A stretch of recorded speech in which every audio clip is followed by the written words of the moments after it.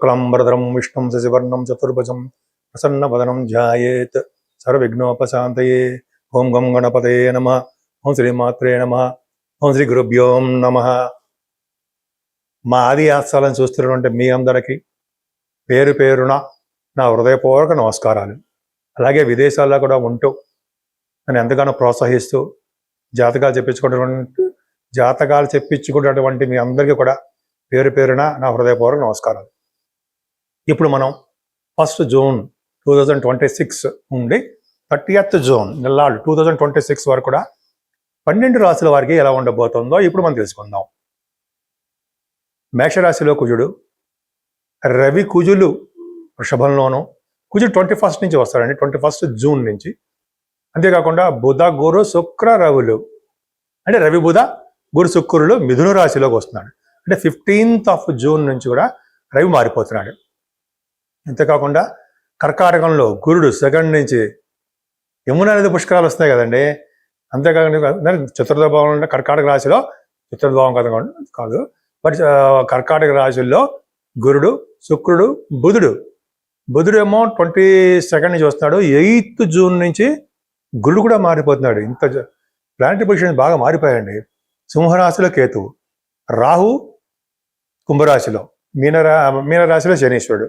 ఇక్కడ ఏమైందంటే planetary positions అన్నీ కూడా సవ్యకాల సర్పదోషంలో ఉండిపోయాయండి మనకి. సో దానివల్ల కూడా చాలా ప్రాబ్లమ్స్ అంటే దేశాల మీద, మన రాష్ట్రాల మీద, అలాగే మన ప్రజల మీద కూడా దాని ప్రభావం చూపిస్తూ ఉంటుంది. మిథున రాశి ఎక్సలెంట్ అండి. మిథున రాశి వారికి జూన్ 2 నుంచి మీకు అదృష్టం స్టార్ట్ అయిపోతుందని చెప్పచ్చు. సంవత్సరం పాటు చెప్పుకుందాం. మీకు మీ రాశిలోనే రవి బుధ శుక్రులు ఉన్నారు జూన్ నెలలో. అంటే బుధుడు మారిపోతున్నాడు 22, బట్ రవి బుధులు ఉన్నారంటేనే బుధాదిత్య యోగంతో మీ రాశ్యాధిపతి ఉన్నాడంటే ఇంతకంటే అదృష్టం ఏం కావాలి చెప్పండి? అవునా? అద్భుతం. అంటే ఏంటి, ఏమొస్తుంది నాకేంటి అంటారు కదా. ముఖ్యంగా మీ చదువులో బ్రహ్మాండంగా సక్సెస్ అవుతారు. అలాగే మీ ప్రతి పనిలోనూ విజయం సాధిస్తూ ఉంటారు. తెలివితేటలు అధికంగా ఉంటాయి. మీకు మంచి జ్ఞాపక శక్తి ఉంటుంది, మీకు ఆలోచన శక్తి ఎక్కువ ఉంటుంది. అంతేకాకుండా ఈ ఫైనాన్స్ అండ్ అకౌంట్స్ అంటాం చూసారా, ఫైనాన్స్ డిపార్ట్మెంట్, వాటిలో కూడా మీరు CA ICAA చదువుతున్నారు అనుకోండి, పాస్ అవుతారు. బుధాదిత్య యోగం కదా. అలాగే మీరు సినిమా రంగంలో కూడా మీరు మంచి అద్భుతమైనటువంటి సక్సెస్ అవ్వడానికి, మ్యాథమెటిషియన్గా ఉండడానికి. అలాగే బుధ శుక్రుడు కూడా కాంబినేషన్ ఉందండి.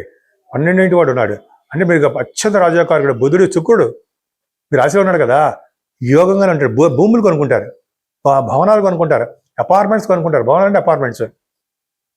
ఎలాగా మీకు మంచి వాహనాలు, వస్తువులు, ఆభరణాలు, డ్రెస్సులు, చదువు, సినిమా రంగంలో అవకాశాలు, పాటలు పాడతారు జర గనర్గళంగా.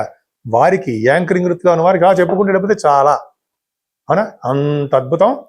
జూన్ 2 నుంచి మిథున రాశి వారికి భయపడాల్సిన అవసరం లేదు. అంటే ఎప్పుడు భయపడడం అనుకోండి, ఆలోచించాల్సిన విషయం లేదు. ద్వితీయ భావంలో గురుడు ఎగ్జాల్టేషన్లో ఉన్నాడంటే చాలా యోగంగా ఉంటుంది మీకు. అంటే అక్టోబర్ నవంబర్లో మారతాడు, మీ సింహరాశిలోకి వస్తాడు, అది మంచిదే.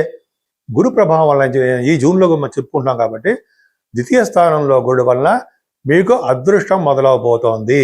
ఎందుకంటే సప్తమాధిపతి అంటే దశమాధిపతి అయినటువంటి గురుడు ద్వితీయ భావంలోకి రావడం వల్ల భార్య భర్తలు అనుకూల దాంపత్య జీవితం గడుపుతూ, భార్య వలన భర్తకి, భర్త వలన భార్యకి అదృష్టము తోడవుతూ ధన సంపాదన మొదలవుతుంది. 10th హౌస్ లార్డ్ కూడా గురుడు అయ్యాడుగా, మీకు ద్వితీయంలో ఉన్నాడు. ఇంకా ఏం చెప్పాలంటే, ఒక పక్కనేమో వ్యాపారాల ద్వారా, ఒక పక్కనేమో ఉద్యోగాల ద్వారా బాగా ధన సంపాదన ఉంటుంది. 10th హౌస్లో చెప్పుకుందాం ఇంకోసారి. 10th భావంలో సరే, బుధ శుక్రులు కాంబినేషన్ అండి. మీకు ద్వితీయ భావంలో ఉన్నారు అంటే సంగీత సాధన చేసే వాళ్ళకి, మ్యూజిక్ రంగంలో ఉన్న వారికి, అలాగే మీకు చదువు విషయంలో గురుడు కూడా ద్వితీయంలో ఉన్న చదువు బాగుంటుంది. సాహిత్య రంగంలో బాగా డెవలప్ అవడము, ఇలా అనర్గళంగా చెప్పుకుంటూ వెళ్ళిపోవచ్చు. పైగా మీకు సినిమా రంగంలోనే అవకాశాలు ఎక్కువ వస్తాయండి. చాలా తెలివిగా అనర్గళంగా ఉంటూ, ముఖవర్చస్సు పెరుగుతూ, కంఠధ్వని బ్రహ్మాండంగా ఉంటూ చాలా బాగుంటారు. ఈ కుటుంబంలో వృద్ధి కలుగుతూ, ధనానికి ఎట్టి పరిస్థితుల్లోనూ ఏ సందర్భాల్లో కూడా లోటు లేకుండా ఉంటారు. అంటే మీకు జాతకాల ప్రకారం ఆధారపడి ఉంటుందండి. కాబట్టి ఓవరాల్గా చెప్పుకుంటున్నాం కాబట్టి ఏ ఒక్కరిని ఉద్దేశించి చెప్తుంది కాదు కాబట్టి ఖచ్చితంగా అందరికీ బాగుంటుంది. మీరు ప్రయాణాలు చేస్తుంటారు, తోబుట్టువులు కలుస్తుంటారు, కుజుడు కూడా చూస్తాడు కాబట్టి తమ్ముళ్ళగా బాగుంటుంది. కమ్యూనికేషన్ స్కిల్స్ పెంచుకుంటారు, ఆలోచన ధోరణ బాగుంటుంది, తీర్థయాత్రలు చేస్తారు, చదువులు ఆటంకాలు ఏర్పడతాయి. తల్లి గారికి అంత అద్భుతమైన యోగం మాత్రం కాదు. కాకపోతే ఏంటంటే మీకు కాకపోతే కాదండి, రైతులకు కూడా అంత మంచి యోగవంతమే కాదు. కానీ సంతానం విషయంలో ఏమాత్రం ఇబ్బంది పడరండి. సంతానం వలన, అలాగే వ్యాపారాల వలన, స్టాక్ మార్కెట్లో ఉండడం వలన ధన సంపాదన పెరుగుతుంది. ఎందుకురా అని అన్నారనుకోండి, పంచమాధిపతి ద్వితీయంలో లేడా అండి, రీజన్ అది. స్టాక్ మార్కెట్ కూడా సక్సెస్ అవుతారు. సరే, అది పక్క పెడితే మీకు కోర్టు కేసులు కానీ అంటే లా రిలేటెడ్ సంబంధించిన విషయాలు ఉంటే ఫేవరబుల్గా రిజల్ట్స్ వస్తాయి. ఇక జూన్ నుంచి మీకు అద్భుతం. సేవకాజనం అంటారు, శత్రు భయం లేదు. అన్ని రంగాల్లోనూ మీరు మిథున రాశి వారు చాలా బాగుంటారు. మీరు రాజకీయ రంగంలో కూడా పదవులు వస్తాయండి. సామాన్యమైన జాతకం మాత్రం కాదు. పైగా సప్తమ స్థానాధిపతి ద్వితీయంలో ఉండడం కూడా ధనప్రాప్తి కలుగుతుందండి. ధనం వలన అభివృద్ధి కలుగుతుంటారు. సప్తమాధిపతి ద్వితీయంలో ఉండడం వలన ఇంకా చెప్పినట్టుగానే భార్య భర్తలకు బాగుంటుంది, వివాహాది వేడుకలు జరుగుతాయి. అలాగే మీకు అనారోగ్య సమస్యలు అనేవి రావు, వచ్చినా బయటపడి తీరతారు. గురు ప్రభావం. మీ భాగ్యంలో రాహు లేడండి, భాగ్యంలో రాహు ఫ్లైట్లు ఎక్కి తిప్పుతూ ఉంటాడు. బహుశా మీరు మెడిసిన్ రీత్యా విదేశాల తరపు చూసుకోండి. రాజకీయ రంగంలో ఉన్న పదవులు ఉన్నవారు కూడా, రాజకీయ రంగంలో ఉన్నవారు కూడా మీరు విదేశాలు వెళ్తారు. జూన్ నెలలో ఉంటుంది. మీ పర్సనల్ పనులు అవ్వచ్చండి, మీ పర్సనల్ పనులు అవ్వచ్చు. సినిమా షూటింగ్స్, రాహు ప్రభావం, సినిమాలు, కళారంగము, అలాగే టెలివిజన్, ఇవన్నీ కూడా భాగ్యస్థానం. రాహు ఆయన వాయుతత్వ రాశిలో కుంభరాశిలో ఉన్నాడు కాబట్టి గ్రేట్. దశమ స్థానంలో కంటకసేన అంటాం కదా, గురుదృష్టి పెట్టాడు. 10th house lord aspected by 10th house, even though Saturn is malefic. అయినా అంటే అర్థం ఏంటంటే శని మీకు పాపి అయినా గురుడు 10th house లార్డ్ అయి 10th house చూడడం వలన మీకు ఉద్యోగం పోతుందనో, ఉద్యోగం రావట్లేదనో భయపడాల్సిన అవసరం లేదు. మీ లేడీస్ చెప్తున్నానండి, శనీశ్వరుడు దశమంలో ఉంటే మీకు జనరల్గా ఏంటంటే ఉన్న భూమిని వదిలి దూర ప్రాంతాలు వెళ్తారు, ఫారిన్ కంట్రీస్ వెళ్తారు ఉద్యోగరీత్యా. వ్యవసాయ రంగంలో బ్రహ్మాండంగా ఉంటారు. ఒక గ్రామానికి, ఒక పురానికి, లేకపోతే ఒక కొన్ని ప్లేసులకి మీరు అధికారిగా ఉంటారు. ఉద్యోగంలో కూడా అంతే. పైగా రాజకీయ రంగంలో పదవులు వచ్చి తీరతాయి, రాజకీయ రంగంలో గెలిచి తీరతారు. మీరు అంత కాన్ఫిడెంట్గా ఏం చెప్తున్నారంటే శాస్త్రవచనం. సరేనండి, 11వ భావంలో కుజుడు మంచివాడు కాదు, నిజంగా మంచివాడు కాదండి. కానీ 3, 6, 11 స్థానంలో పాపులు ఉంటే మరి యోగించాలిగా, యోగిస్తాడు. అంటే రాజకీయ రంగంలో పదవులు ఇస్తుంటాడు. సాఫ్ట్వేర్ రంగ ఉద్యోగస్తులకి కానీ, గవర్నమెంట్ సంబంధించిన ఉద్యోగస్తులకు కానీ చక్కగా అవకాశాలు ఇస్తాడు. ముఖ్యంగా రియల్ ఎస్టేట్ రంగాలు. మిథున రాశిలో వారు రియల్ ఎస్టేట్ రంగంలో ఉన్నారు అంటే వాళ్ళని వెనక్కి తిరిగి చూసుకోవాల్సిన అవసరం లేదు. వాటి బిజినెస్ బాగుంటాయి.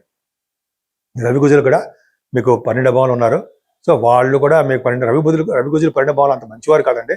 ఎక్స్పెన్సివ్గా ఉంటుంది మీకు ఈ నెల మొత్తం. నేను మీ డాక్టర్ వాడ్రే వాదినారాయణరావు ఇందా చెప్పినట్టుగానే మీరు మీ జాతకాలు చూపించుకోవాలనుకుంటే ఇప్పుడు చెప్తున్నట్టుగానే మీకు డేట్ ఆఫ్ బర్త్ ఉండాలండి, టైమ్ ఆఫ్ బర్త్ ఉండాలి, ప్లేస్ ఆఫ్ బర్త్ ఉండాలి. ఈ 3 ఉండడం వలన మీకు జాతకాలు చూడడం జరుగుతుంది. అంతేకాకుండా మీకు చాలా సమస్యలు ఉన్నా అవన్నీ కూడా నేను చెప్పగలను. ఎందుకంటే వివాహము, గృహసౌఖ్యము ఇవన్నీ చాలా ఉంటాయి కదా. ఆ ప్రాబ్లమ్స్ లేకుండా మనం జాతకాల్లో కూడా చెప్పచ్చు. అంతేకాకుండా గృహం అంటే వాస్తు రీత్యా కూడా ఏమైనా ప్రాబ్లమ్స్ ఉన్నా కూడా తప్పకుండా కూడా మనం చెప్పగలమండి.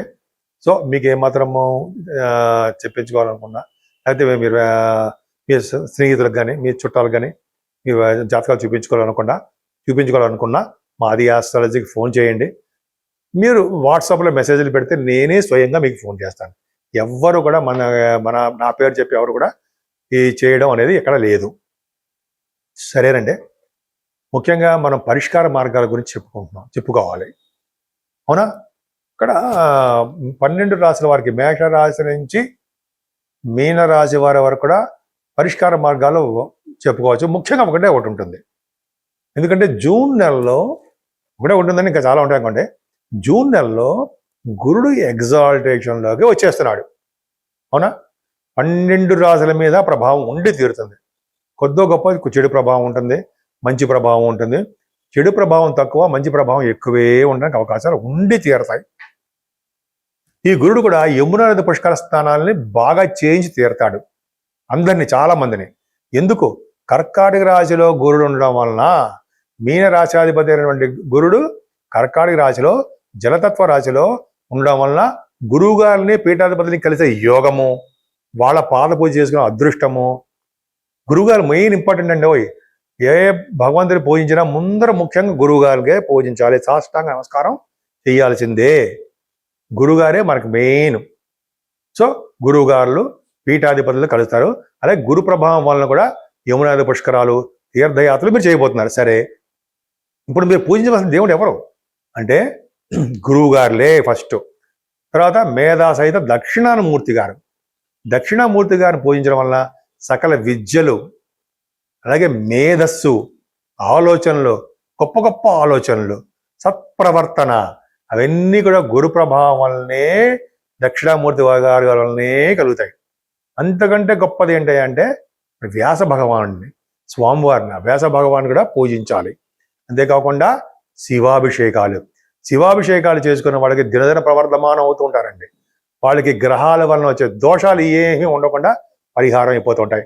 అంతేకాకుండా విష్ణుమూర్తిని ఏ అవతారంలో ఉన్నా సరే ఆ విష్ణుమూర్తిని పూజించడం వలన, తులసి మాలను సమర్పించడం వలన, అమ్మవారిని మల్లెపూలు అంటాం కదా, అమ్మవారి అంటే లక్ష్మీదేవి అమ్మవారు కానీ, కనకదుర్గ ఈ అమ్మవారు కానీ, ఎవరైనా సరే మల్లెపూలతో కానీ ఎర్రని పుష్పాలతో కానీ పూజించడం వలన సకల శుభాలు కలగడం కాకుండా, ఈ కాలసర్ప దోషంలో ఉన్నటువంటి ప్లానెటరీ పొజిషన్లో ఉన్న ప్రభావాలు కూడా, దోషాలు కూడా తగ్గి సర్వ శుభాలు కలగడం కాకుండా రాష్ట్రాల మీద కూడా, దేశాల మీద కూడా మంచి ప్రభావం కలిగేట్టుగా గురుడే చూడబోతున్నాడు.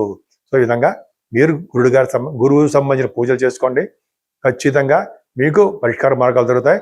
మీరందరూ కూడా సర్వ సుఖాలు కలగాలని, మీ ఇల్లు కూడా ఎప్పుడు సుఖ సంతోషాలతోటి ఎప్పుడు ఆనందంగా ఉంటాయని, మీ అందరూ ఉంటారని నేను మనస్ఫూర్తిగా కోరుకుంటున్నాను.